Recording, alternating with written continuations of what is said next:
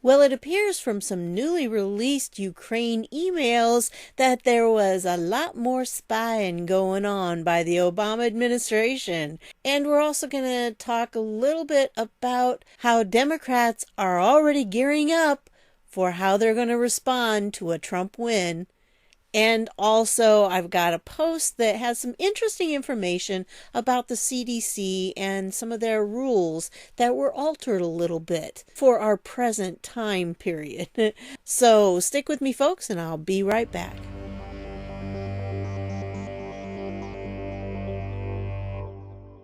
Hey everybody, this is Deb with Truthification Chronicles, and let's get going because I've got some really good stuff for you. First of all, I don't know if you've heard, but the mainstream media is putting out there, well, CNN specifically, is putting out there that you remember when Trump went to Walter Reed Hospital and they did tests on him? They're part of his normal yearly physical. And so CNN has made up this creative story here that says that Mike Pence was actually put on standby and that President Trump had a mini stroke.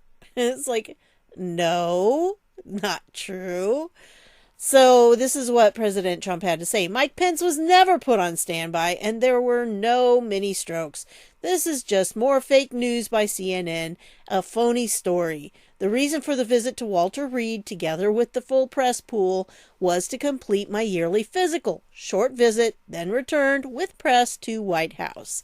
So, yeah, and if you want to read the CNN post, you can go here. What I find really interesting on this is, why is the CNN Italy? I just thought that was kind of odd.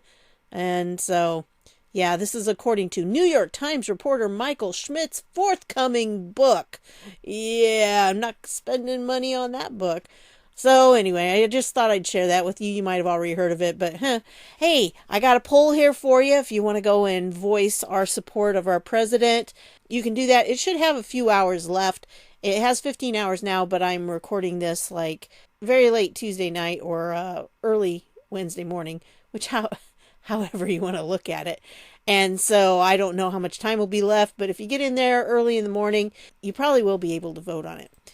Well, these were a couple more tweets that President Trump retweeted, and I just thought that it was very interesting to see them. This Francis Brennan says, today, President Trump has answered dozens of questions from reporters. The Biden campaign started the morning by calling a lid. And down here, Raheem Kassam says, the Biden campaign called a lid at 9 a.m. In political industry speak, that means no activities, interviews, announcements, or otherwise. Biden spoke to a room of 6 reporters yesterday and took no questions. He's spent, shot, kaput, dunzo. So I thought I'd show you that because I just think that's really interesting that, you know, President Trump is out there all the time. I don't remember Obama ever answering questions like President Trump has. Not at all. I mean, he sent his little minions out to talk to the press, and he was not all that available. But then again, he did a really poor job when he wasn't on a teleprompter. So, yeah, we know about that. Anyway, let's look at this because, this was a really good one. And I'm going to play just the very beginning of it, and then you can listen to the rest. All they know is what the media narrative tells them to believe, and that's all they parrot. The organization is fake. I personally believe that the BLM movement is fake. It has nothing to do with advancing the lives of black people. They actually say they want to break up the family home. Exactly. Their main goal is to break up the patriarchal, nuclear family. They want the men removed out of the family, which is what Democrats want also. Exactly. If BLM really cared about black lives, why would it be solely isolated to incidents where a black life is taken at the hands of a white cop? That happens less than 1%. Come on. Now, wait. Now, I like to equate this to, it's the same as if I was in a horrific accident. I have a massive head wound. I have a leg fracture and a scratch in my finger. And here come the first responders, and they want to tend to the scratch in my finger. And I'm telling you, what about the wound on my head? What about my fractured leg? Come on. That's what the BLM movement is. They're tending to the scratch on my finger, and that's not even what it's about. If you want to help us, let us tell you how you can help us. Yes. Don't come in and tell us how you want to help us, and don't tell me that I'm oppressed, because I'm not oppressed. I'm a black American. I'm a proud black American. I'm not oppressed. I am not oppressed. I'm one of the freest persons on this world. Come on. Anyway, the rest of it, I'll leave the link down below. There's not a lot more, but really a good clip here. I just felt like I needed to play that for you because there are more and more who are starting to wake up and who are starting to use facts and information to be able to tell what they believe and why. And I think it's very important for us to be able to do that. You know, it's good for you to be able to express what you believe, but it's even better if you can express why and use actual evidence to back things up. And he's right. A lot of times when people say that Trump is racist, you go, and can you give me a specific example of that? They can't. And the narrative was created by the left-wing media just because Trump wanted to build a wall. That was the reason. And that's what they were using to claim that he was racist. It wasn't even racist against blacks. It was racist against Hispanics. So it's kind of funny how it just, the term racist now almost means nothing because it has been so abused by the left. So kind of sad, but anyway. Well, it appears that the feds have opened probe into funders, organizers of far left violence. And if you listen to this interview by Chad Wolf, you would find that out because basically that's what he was saying, that they are not just looking at, the people that are perpetrating the crimes, but they're looking at who's funding them. And I think that's going to be an important part of what they're doing. And they're going to be making more arrests. I mean, they've made a couple hundred arrests, I think, altogether. I heard of just, 74 more made in Chicago just recently. So lots and lots of things are going on. It's just that it takes time. Again, our legal system, it takes time because it is set up to make sure people have due process, okay? That way people can't get ramrodded into something, supposedly. But then again, there's General Flynn that the justice system did not do him any favors yet. But he will eventually be exonerated. Just hang in there, folks. It's coming around. I don't know when it's going to happen, but they're going to try to drag this out until the election. I'm sure they don't want General Flynn saying anything before the election. That's for sure. Anyway, I wanted to show you this because, wow, this one, Hillary Clinton came out. I'm not going to play the clip, but if you want to watch it, it's on here. So you can watch her talking. I'll just tell you what she said because, if you're like me, the less you hear her voice, the better. And so she just came out and said that Democrats should not accept the outcome of the election. Period. She just said that. Because they know Trump is going to win. Obviously he's going to win. They know it. We know it. I mean, you saw in the last video Biden's crowd, if you could call it that. I mean, what, a couple of dozen people? So, yeah, not a lot of people. And they're losing. I don't care what the polls say. The polls are not accurate. Those same polls said that Hillary was going to win, just overwhelmingly win. That didn't happen either. So I think this is kind of dangerous, what's going on here, that they are specifically saying right now they will not accept the outcome. If Donald Trump wins, they will not accept it. And they're going to fight for it. They're going to take them to court. We already know they're going to take it to court. So, there will be a lot of rejoicing on our part, but we need to remember that it's not going to be over on November 3rd. I'm sorry. I wish it could be, but it's not because this Democrat data firm admits incredible Trump landslide will be flipped by mail-in votes emerging a week after election. Gee, I wonder where those mail-in votes would come from. Yeah, all their ballot harvesting, all their voting for dead people. This is the tactic that they used before. In the last election in 2016, they used this tactic. If you recall, they had a way to manipulate the vote count. And they were in the process of doing it when our military intelligence caught them and stopped them. And then all of a sudden, all the votes started going Trump, Trump, Trump, Trump. So they're going to try again, but they can't use that same system because the military intelligence has blocked it. So they're not going to be doing that. No, no, no, no. They can't use that tactic anymore.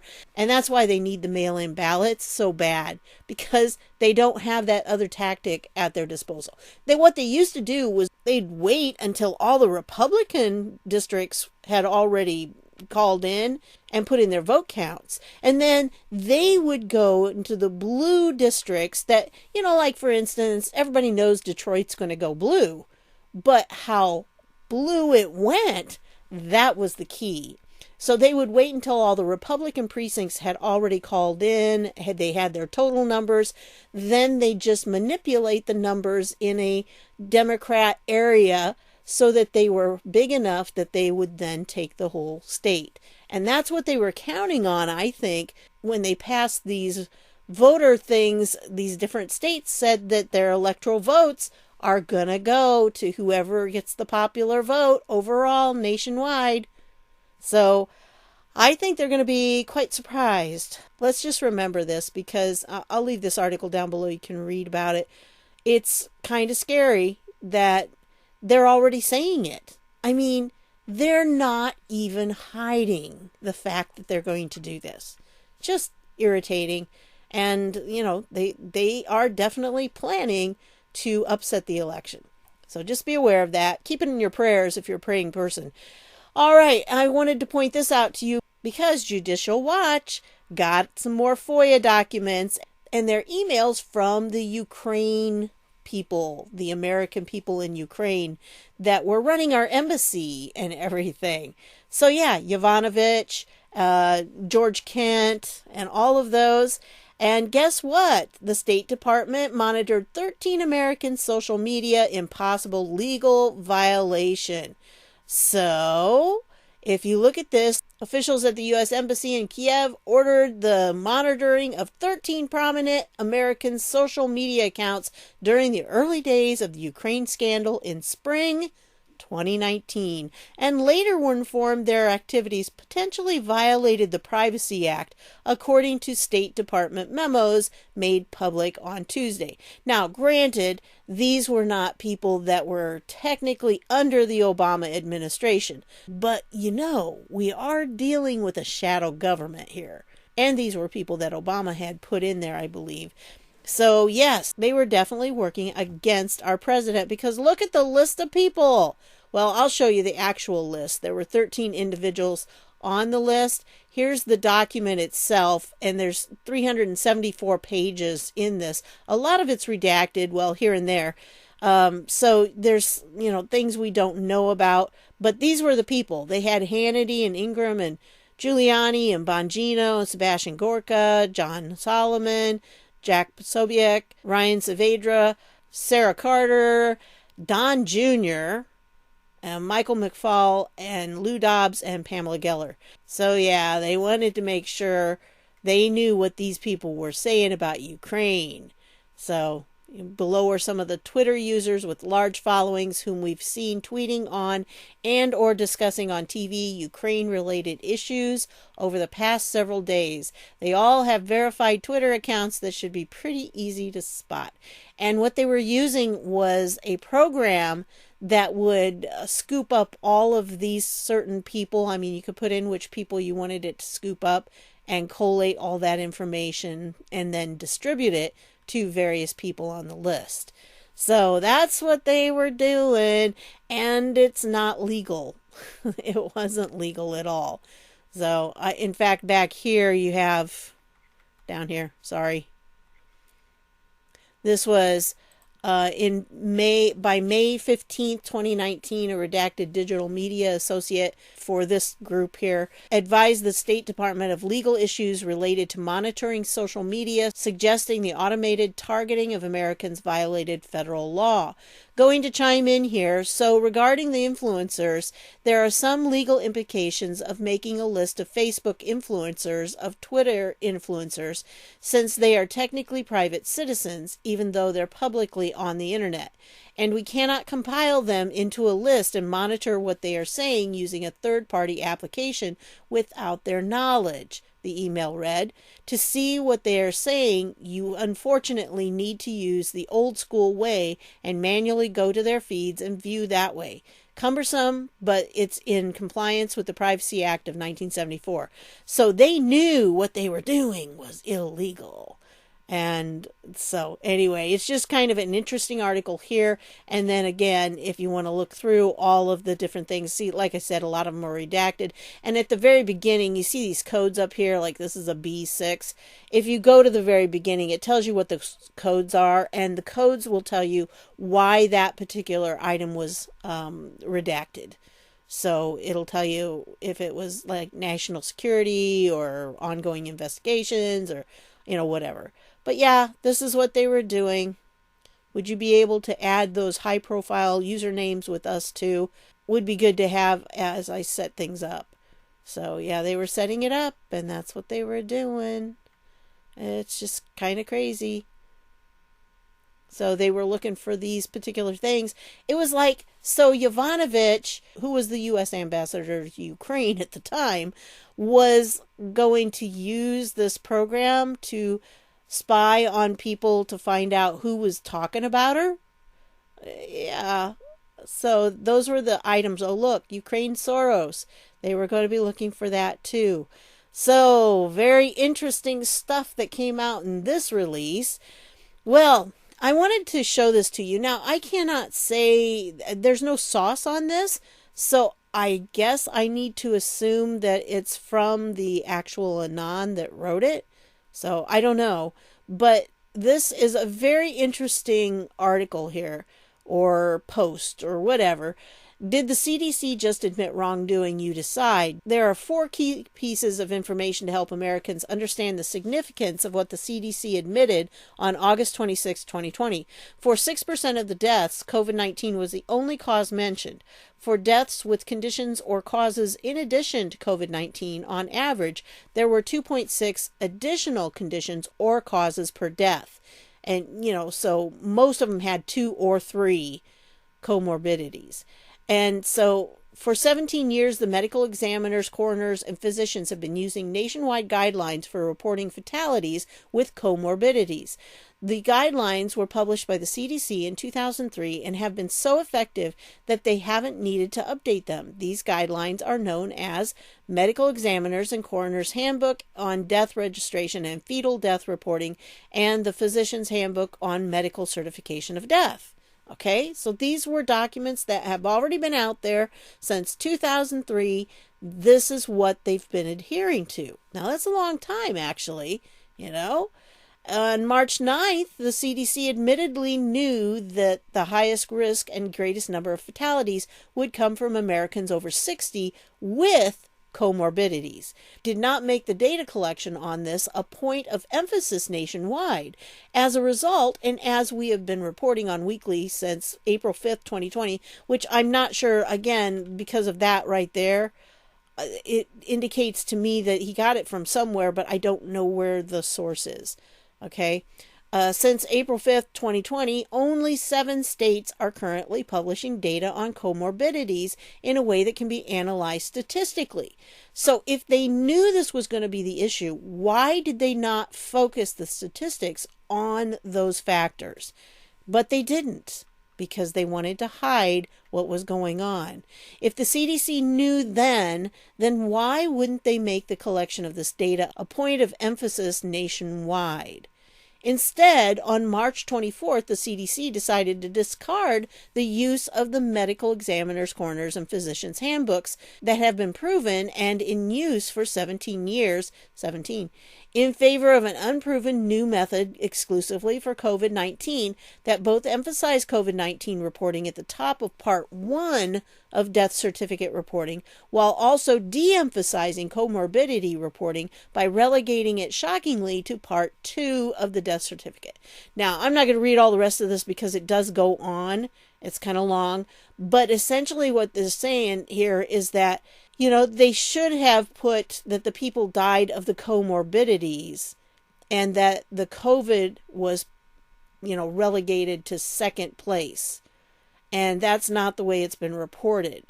It's been reported the other way around. But, if you've got already have lung problems and you're having trouble breathing, then if you got COVID, that really it was the lung problems that caused the death. It wasn't the COVID. That was just kind of an additional burden that the body just couldn't get past.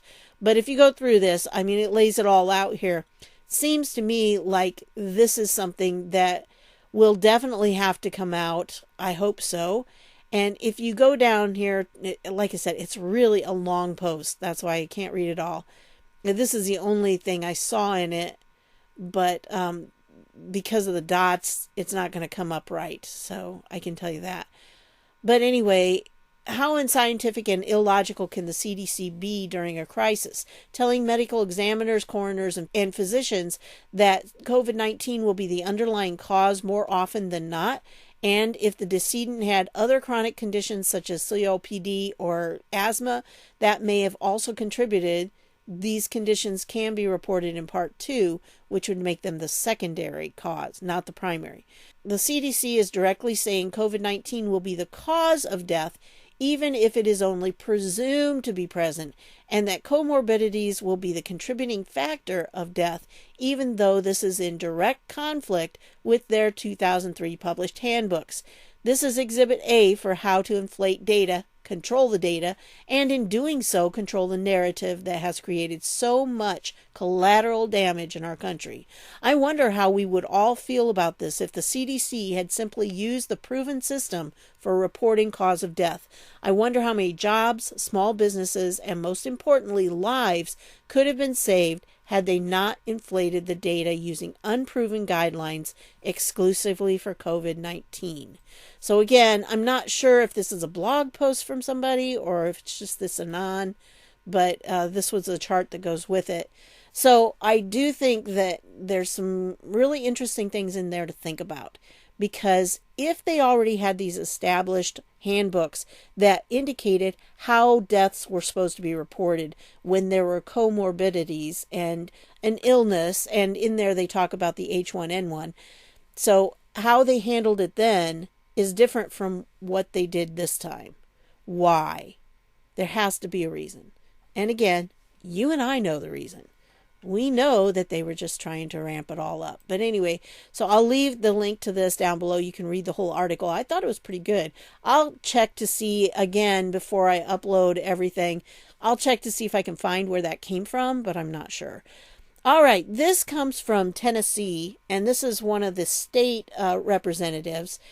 I wanted to share this with you because this is a Democrat and he's got some really good things to say. I'll play just part of it and I'll leave the link down below so you can hear the whole thing.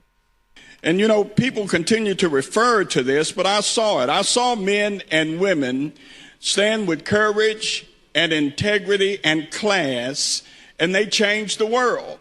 They changed the world because what the world could see in them was the lie that was being told about them. I am one of those individuals who walked in back doors because the law said I had to.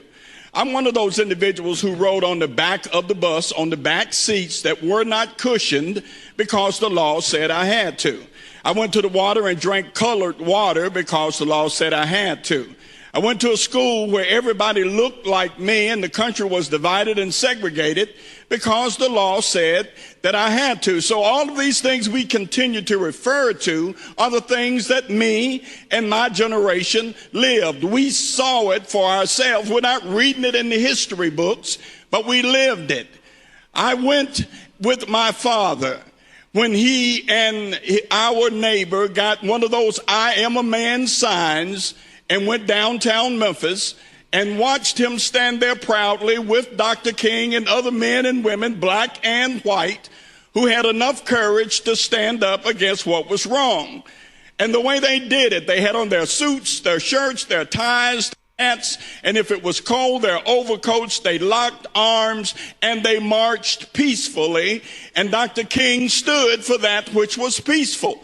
Because the world took a look at what was happening in Memphis, in Chicago, in Detroit, in Washington, D.C., and all over this country, we changed the entire world. And we changed it because those men and women had enough guts integrity, enough citizenship and love of country, because my father was a Korean War era soldier, as many of those other men and women were. They didn't beg for anything. They didn't beg for citizenship. They demanded it, because they were American citizens who paid taxes, who raised children, who paid house notes and rent, and did everything they were supposed to do so that they could demand from this country and its Constitution those things that they were supposed to have. How did they do it? They did it by standing like men and women of integrity and class and common sense and values. When the riots started and folks started burning stuff down, that's when my father took my arm and we left. We left because that was not what we were there for. That was not what Dr. King was there for. That was not what others who are famous in the civil rights days were there for. This was not peaceful. It was not part of our movement, and it only hurt everything. I thought that was just pretty fantastic. And then he goes on. I mean, the whole thing, well worth listening to, all right? So I'll leave the link down below so you can hear this. It really was a very good speech that he made. And, you know, he's right. When they were protesting back then, they were not going out in masks and, you know, burning and looting things. They were standing there in suits and ties and looking like decent people. And that's what they were doing, because the protests were peaceful. And I have no problems with peaceful protests.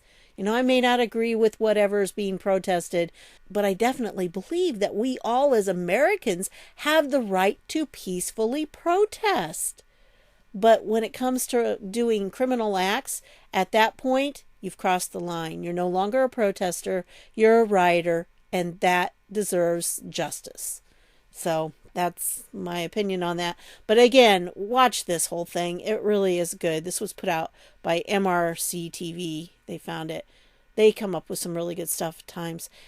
And then the last thing I want to leave you with is this. And again, I don't know if this is true. I don't really know who the last patriot of the West is.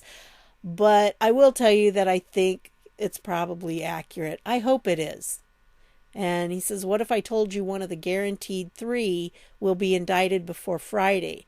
Who are the guaranteed 3? Insider trading is illegal.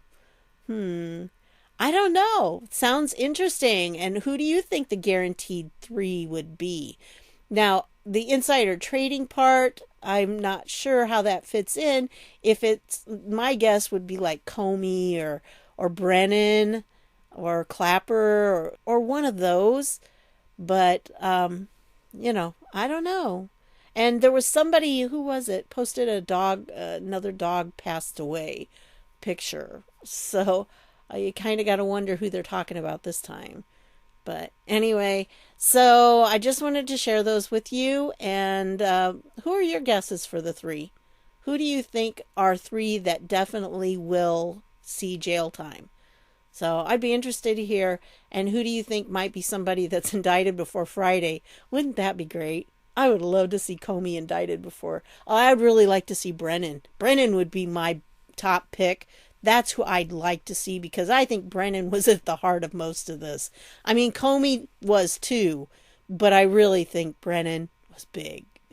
So that would be my wish, if I could say it that way. I just want him to be eventually held accountable for his crimes against the United States. And probably the other 2, like I said, probably Comey, maybe McCabe. I don't know. So I just would like to see one of them by this Friday. That would be fantastic.